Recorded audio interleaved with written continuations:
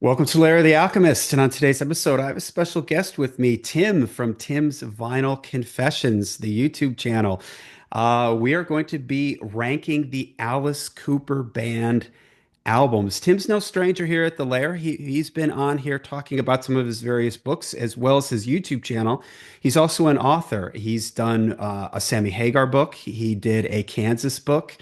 Tim, what are some of the other books you did? I know you did that eight-track book.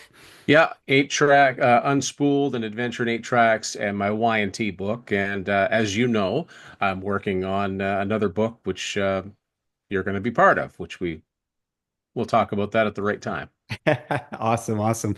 All right, well, for today, we thought it would be fun to rank the albums from the Alice Cooper Band. Now, some people, if you're not really a big Alice Cooper fan, if you're only, maybe you heard the stuff on the radio, maybe you own one Alice Cooper record, you may not even realize that at one point in time, it was a band. It was known as the Alice Cooper Band. It was in the very early days.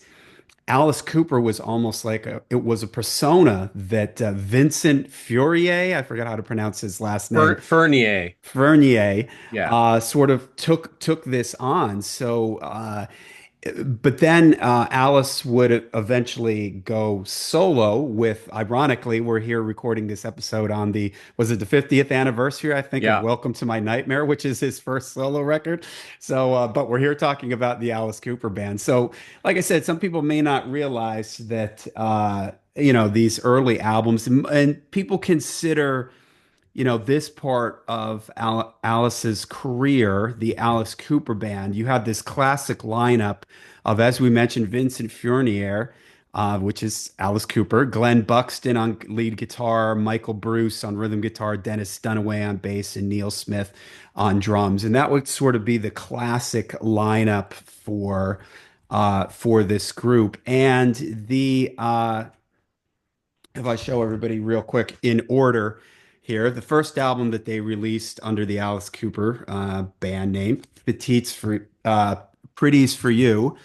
Next we had Easy Action. Then next is Love It to Death. Then next is Killer. Then next is Schools Out.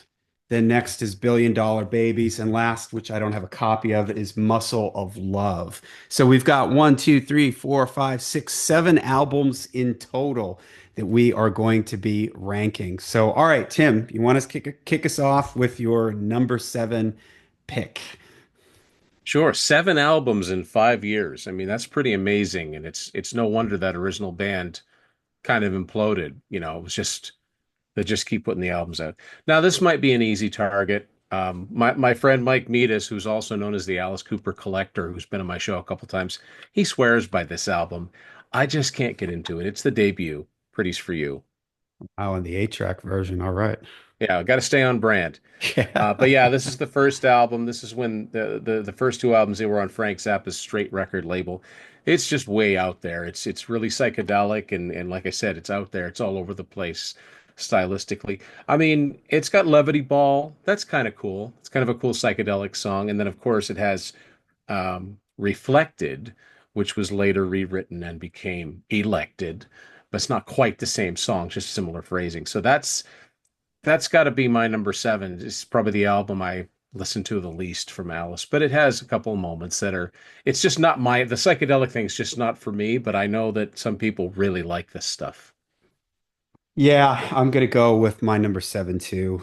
Pretties for You. It's like you mentioned, it's on Frank Zappa's label, Straight Bizarre, and Frank's involved in the production as well as who are some of the other people? Some Like of the Herb other, Cohen. yeah, some of the other guys from Frank's band, and Michael Cohen, who I believe, or Herb Cohen, who was his manager. You got Zappa, Ian Underwood, who was, active in the early Zappa band. And like you said, it's very much like if you've heard Zappa's Freak Out or We're Only in It for the Money, it's got that sort of psychedelic, experimental, maybe Captain Beefheart, Sid Barrett, maybe like solo Sid Barrett. It's got that kind of like Freak Out, late 60s, California, San Francisco psychedelics, just kind of craziness and weirdness. It doesn't sound at all like the band. Alice isn't singing at all like the Alice Cooper that we would know later. I mean, if you've never heard this record and you played it for somebody, I really doubt that they would be able to even guess that this was Alice Cooper. It's interesting if you're into, I'm not going to even, the ones you mentioned, like reflective and stuff, just because of the connection to it changing later on. But there isn't anything particularly interesting on it. I mean, if you're into, sometimes I'm in the mood for this kind of stuff. Like I am a Frank Zappa fan, and sometimes I'm in the mood for Freak Out. We're only in it for the money. That era of Frank Zappa, and this really reminds me of that. So it's kind of fun for that. And if you're into that kind of like weird noises and songs, experimental kind of songs to just sort of blend into the other type of thing. But otherwise, it's just kind of a curiosity thing. And in some ways, it's more of a trivia question when people are talking about Zappa's label, like, oh, who was on his label? Alice Cooper was on his label. And it sort of makes sense because Frank liked these kind of people that were real visual and doing crazy things. The early Mothers of Invention used to do a lot of crazy things on stage, and so that's probably what drew him to this. But otherwise, it's just for completists or people curious people. But all right, what do you got for number six?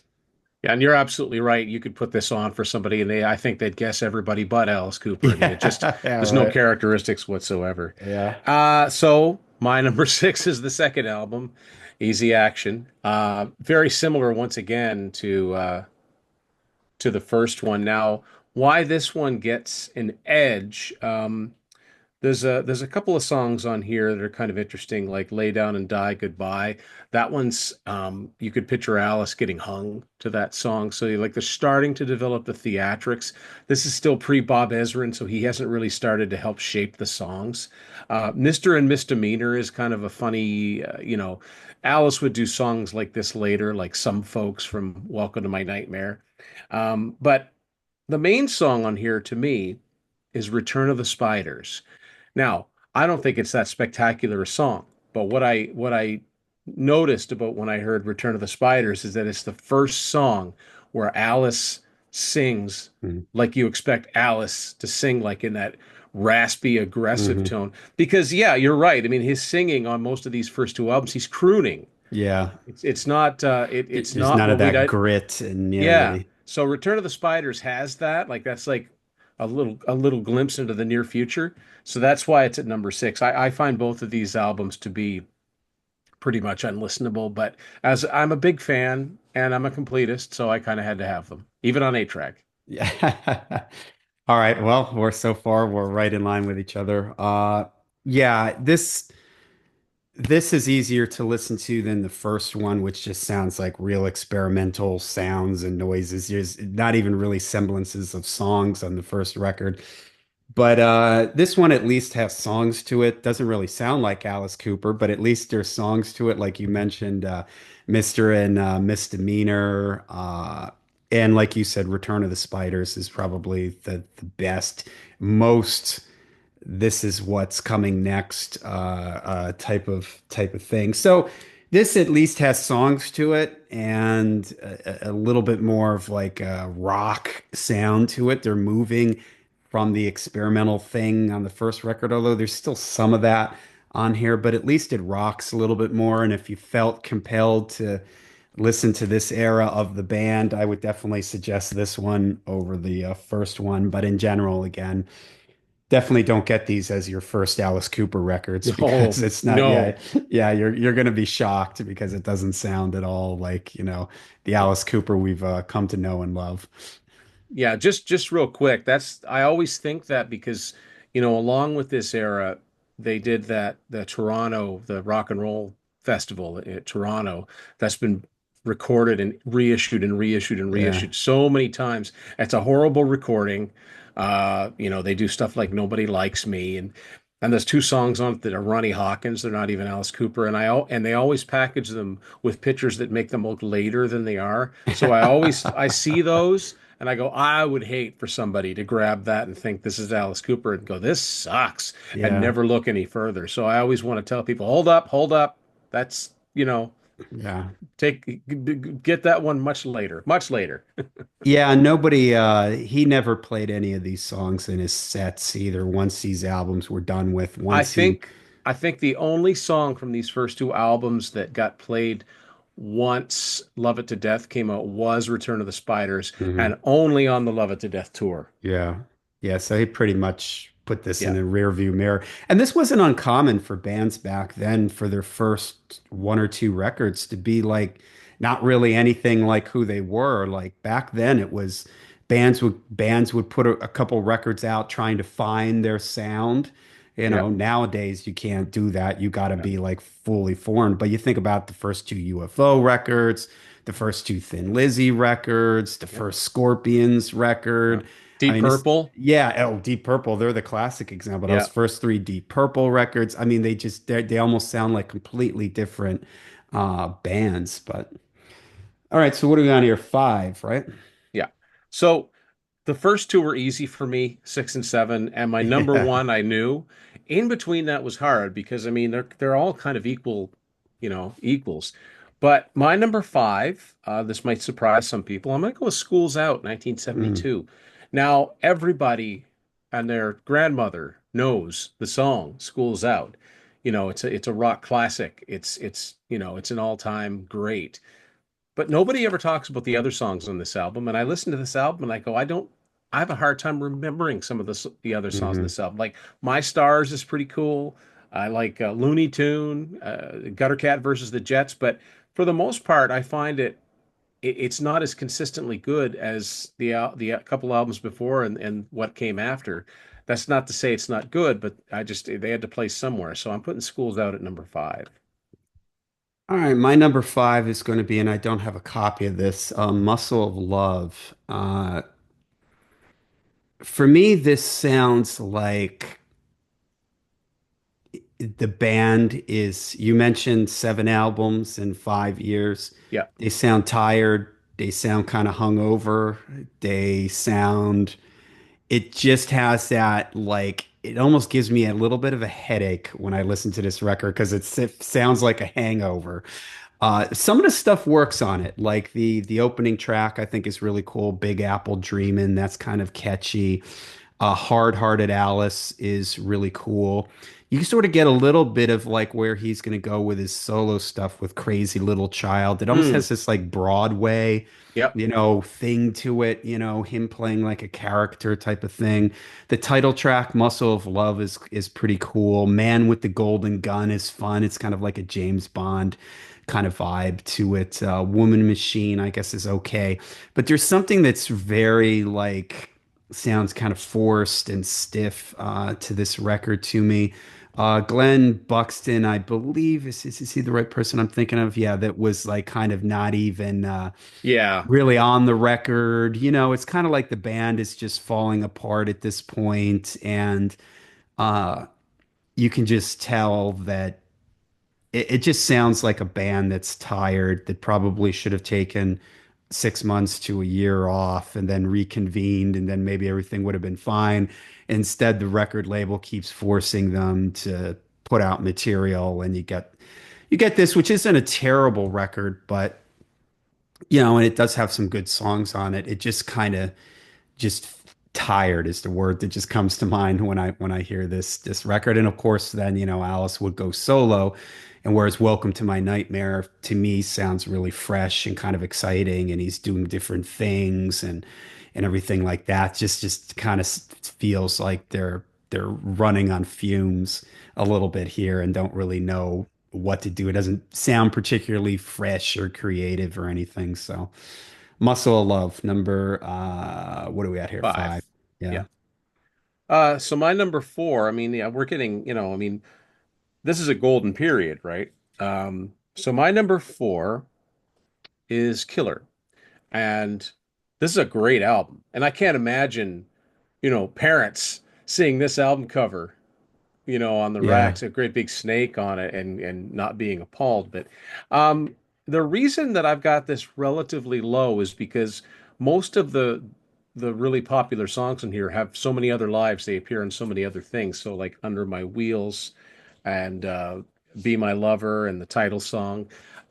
And it's also this one really leans into that theatrical side of Alice. Like I've never been the biggest fan of Halo of Flies. Mm. I think that song is like 8, 9 minutes long, and I don't I think it's just it reminds me more of something from the first two. I think it's more structured than that, but I just never understood the point. Under My Wheels is an all-time classic. I love Desperado. I think that is a really, really cool song. I'm not even a Doors fan, but that was Alice's tribute to Jim Morrison, and I think it's really well done. Um, the first time I saw Alice in concert in 2000, I was really pleasantly surprised. He encored one of his encore songs was "You Drive Me Nervous," which Wow. I think is an overlooked gem in his catalog. "Be My Lover" was never the biggest fan of. It's really poppy. It's okay, but then you got "Dead Babies," which of course was made for the stage and it was highly misunderstood. People didn't actually listen to read the lyrics. And then the song "Killer" is like, okay, it's all about setting up the guillotine or the electric chair or whatever. So, I think this is a good album. I just ranked it lower than the ones that followed because I like more of the songs on it, but still, it's a classic. All right, so this is number four. For me, School's Out. And I totally agree with you.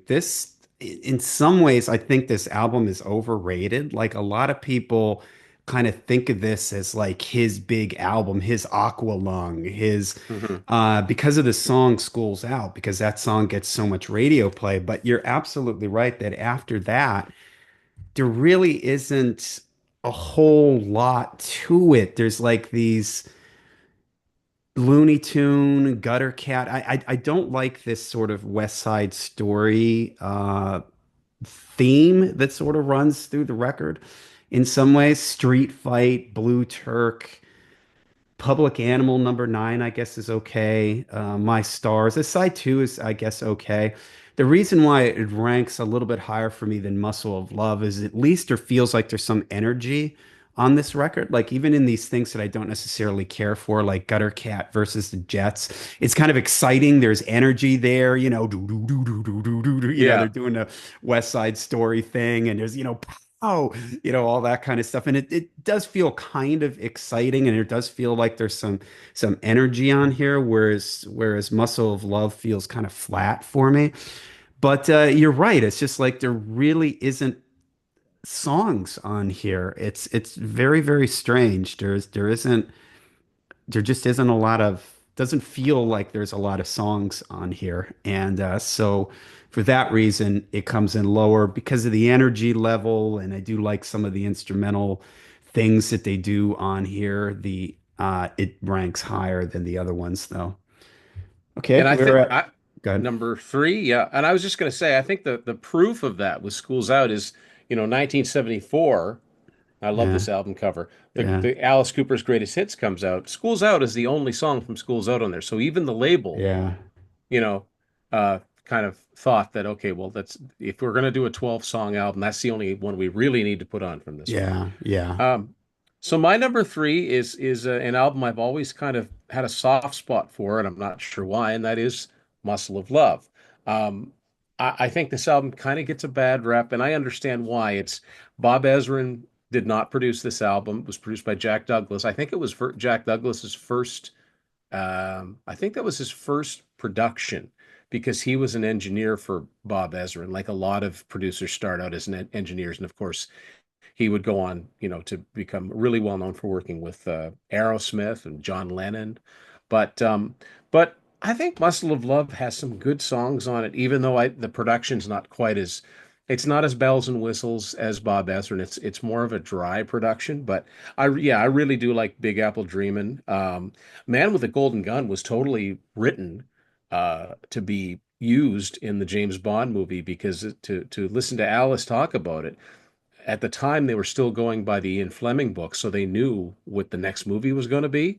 So they kind of thought, well, we'll get ahead of people Mm, and we'll do and because it totally sounds yeah, like it could have been a absolutely. James Bond thing. It's got Liza Minnelli singing like the female Yeah. parts on it. They ended up going with Lulu for the title song, mostly I think because of Alice Cooper's image. I don't think they actually listened to the song because it's perfect for a James Bond movie. It's got all the orchestral, and da, da, da, da, Yeah, da, da, da. It's yeah. got the whole orchestra thing. Um, I think Working Up a Sweat's a good blues rocker. The title song is amazing. I think that's just such a cool, it's got a cool I've always liked the riff of that one.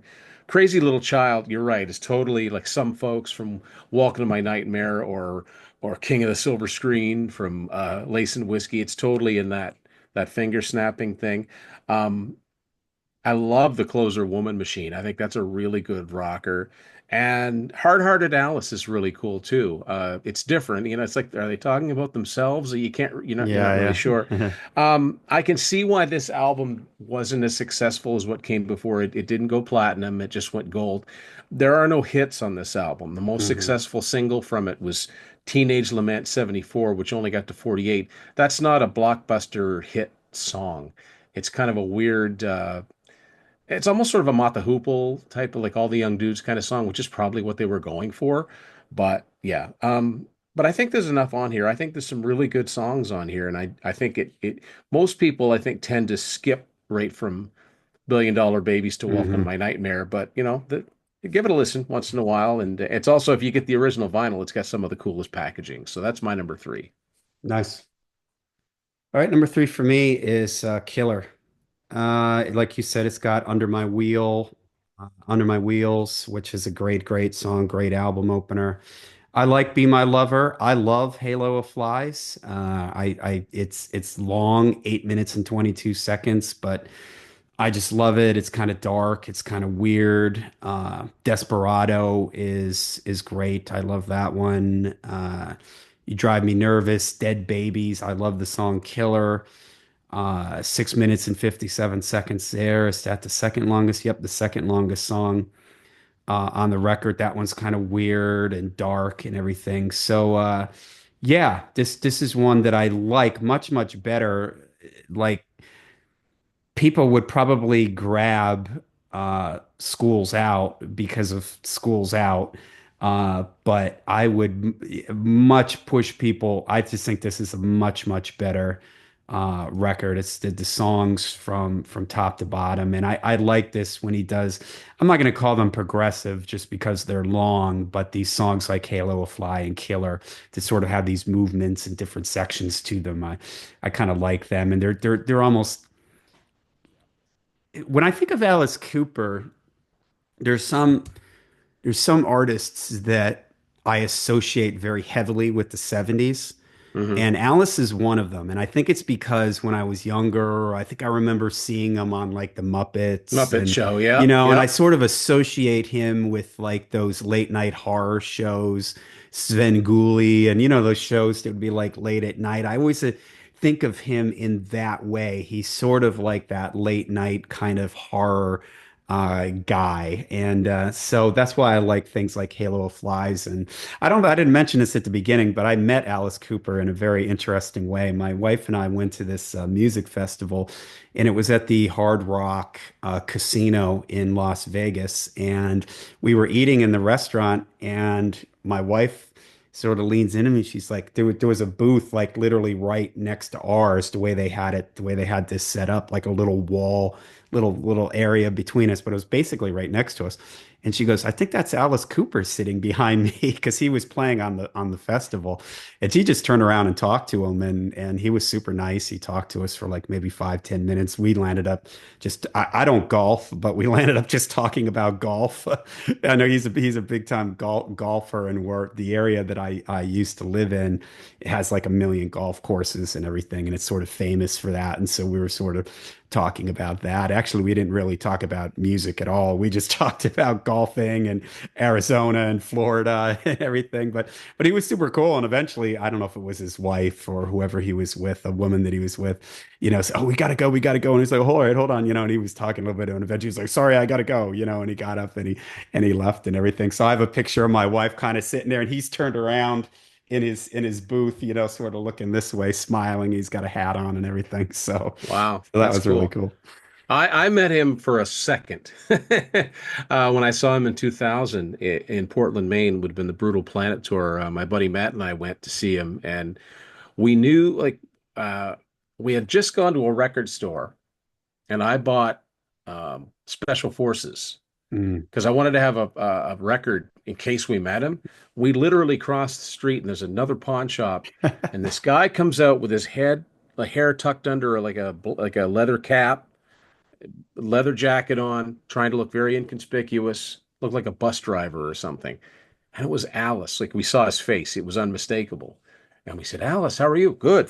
And he was gone. Like he must have. Yeah. But what I knew about that from seeing interviews, he liked collecting watches at the time. So he Oh would wow. every time he would be in a city, he'd be looking for like unique looking watches. But the only thing that, I said, well, that sucks. We didn't get his autograph or anything, but made up for it because later on we met up with his drummer at the time, who was Eric Singer, and that was just Oh cool. wow. Yeah. Eric was super cool. But yeah, that was my very brief experience meeting Alice Cooper. Nice. Um, All right, number so two. yeah, so number two, yeah, number two. Billion Dollar Babies, 1973. So this is the most successful. It was a number one album. I mean, this one was filled with hits. Like this was at a time when, harder rock bands, even though a lot of Alice's stuff isn't all that heavy, their image was heavy, but they Yeah. definitely had some heavy rock songs. But it wasn't normal for harder rock bands in the 70s to have more than two at the most hits off any one album. Usually they'd have one steady one per album or maybe none at all.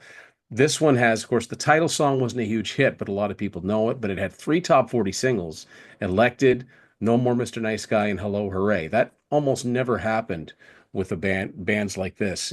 Kiss never had three top 40 singles off one album. Yeah. So, but yeah, I mean, it's got, well, I mean, those songs are all classics.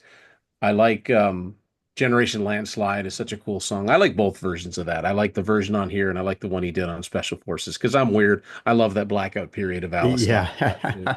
Yeah. And now it does have a lot of, the Halloweeny side of things, like especially towards the end of side two with Sick Things and Marianne and I Love the Dead. But I mean, those are all, you get those songs in your head, you remember how they go. So Oh even yeah. when he was being really weird, he was being really tuneful. That's Bob Ezra. That's the difference that Bob Ezra Yeah. made. Unfinished Sweet, basically a song about being scared to go to the dentist. I mean, he tapped into something that a lot of people can relate to, just Yeah. sitting in a waiting room wondering and Yeah. then Every time I hear that drill sound, yeah, zzz, I'm yeah, just your like, your oh, teeth are your okay, but teeth hurt. your teeth are okay, but your gums gotta go. Anyway, that's my number two, Billion Dollar Babies. Nice. For me, number two, Love It to Death. Again, these couple here were sort of hard to put where I wanted to put them, but there's just so many great songs on here. Caught in a Dream is cool. I'm 18, that's one of his big recognizable numbers. Pretty, like you said, I definitely wouldn't put Alice in like the Black Sabbath or Rainbow or Deep Purple style of heaviness, but it's still pretty. He had a way to make things sound kind of heavy in a different way, with the sort of the mood and the vibe of the songs. Black Juju, I really like that one again, and because it's sort of like this theatrical one. I mean, that one's 9 minutes and 14 seconds long. It's got all this, and again, it feels like kind of like a movie or this sort of theatrical thing that Alice does really well. He would do it even more in his sort of his solo time. But these are almost like, and again, they really make me think of like 70s horror movies, that type of vibe. So that's just what I get from that. Hallowed Be My Name. That's great. I love the Ballad of Dwight Fry. That's just incredible. So yeah, this is just it's really crazy how he goes from the first two records and then this just sort of happens, and you could say that that's Bob Ezrin Oh maybe yeah, coming into the fold, and I'm going to talk a little bit more about Bob when I get to my first pick, which I guess is obvious at this point if yeah, you're keeping track. But same, yeah. uh, all right, so what do you got for number one? So my number one, I always knew it was going to be Love It to Death. This was the first one of Alice's early albums that I heard. And I love this album from start to finish. There's nothing on here that I would switch with another song on another album. I think it's great. Caught in a Dream is that's just a great 70s rock song. Yeah, As is Long Way to Go. I think both of those songs, those aren't so quote unquote Alice that they're, unique to him. I mean, any good rock band from that time period could have done those songs. They're just good hard rock songs from 71. And again, well produced for a 1971 record. It's, it's got a good sound on it. Love Black Juju. It's so weird. It's got that like that Farfisa organ. Mm. Again, that horror movie sound, Yeah, right? yeah, yeah. But it's like campy horror. It's like the Munsters. It's not slasher horror. He would get into that in Right. the 80s. That was his 80s, like the Constrictor Razor Fist and Yell years. Yeah. But this was like campy stuff, and like the whole hypnosis thing. Ballad of Dwight Fry is just, again, I mean, here he is. It's theatrical as you can get, but it's very tuneful. It's Hmm. very catchy. It's got a great, powerful anthemic chorus. And I like the little factoids that I've read about this over the years, like that sort of explosion sound that you hear in Ballad of Dwight Fry. That's an Alka-Seltzer dropping into a glass of water, but it's magnified like to a thousand, Wow. like 1,000 times. Um, yeah, Is It My Body? I mean, Is It My Body? I have to think that when Gene Simmons wrote the song Charisma from Dynasty, that's totally just rewriting Is It My Body? Same Hmm. song, pretty much. Like, hey, I never ladies, thought of what that, yeah. what y'all think of me? You Yeah. know? Um, yeah, Hallowed Be My Name is cool. That's kind of got a menace to it. And 18, of course, all-time classic. I mean, it was his first top 40 single. Yeah, I I love it to death, to death. Nice, nice. That's my number one. All right, then that leaves my number one, Billion Dollar Babies. I absolutely love this record. I like records that are well produced in the sense of they're what I call headphone albums. Like you Oh can yeah. put it on and there's like little things going on in the background. And Bob Ezrin is a genius at this. Yeah. If you're wondering what Bob Ezrin adds to a band, listen to Billion Dollar Babies and then listen to Kiss Destroyer. Oh yeah. Anytime you hear bells, horns, strings, things, Piano. piano, things like that. That's Bob. And that very much sort of that production value of like just little things. You put your headphones on, there's a little ting or Yeah. something like that. That's Bob. And some producers, I've talked about this on my channel. What exactly does a producer do? And there's different producers do different things. And I think Bob is one of those guys that's in there. He's in on the songwriting, he's in on the adding things to the songs, arrangements, and stuff. Like he's a very sort of active producer who puts his signature on things. Pink Floyd, The Wall. He did Kiss the Elder too, right? Yep. Although he probably Revenge. right. Any other famous Bob Ezrin albums? And he's done a million different things. But I just love this record. I love it for the production. I love sort of the uh, again, this is something I think about when I think of Alice. I think of the 70s. I think of sort of camp horror, guys in rubber monster suits, like Yeah. that sort of thing, not slasher gore, Yeah. but like the old sort of Bats, and you can see the string. exactly Yeah. that kind of horror.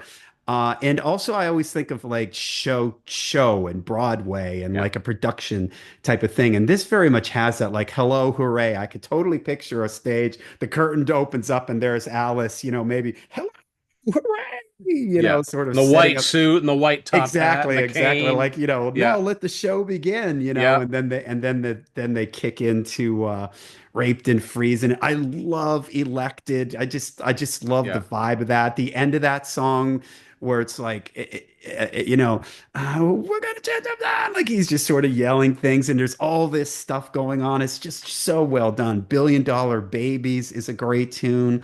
No More Mr. Nice Guys, kind of like Under My Wheels. It sort of occupies that same kind of space. Just a good rock song. Generation Landslide. And the way that you said, like the record ends with Sick Things, Marianne, I Love the Dead. It's almost like one sort of thing. And again, at the end there, it's that big sort of sing along where you just picture everybody in the cast is on Yeah. stage and they're, I love the dead, Yeah. everybody's sort of singing along with it. It's just fantastic. It's such a well produced record. It's such an interesting record.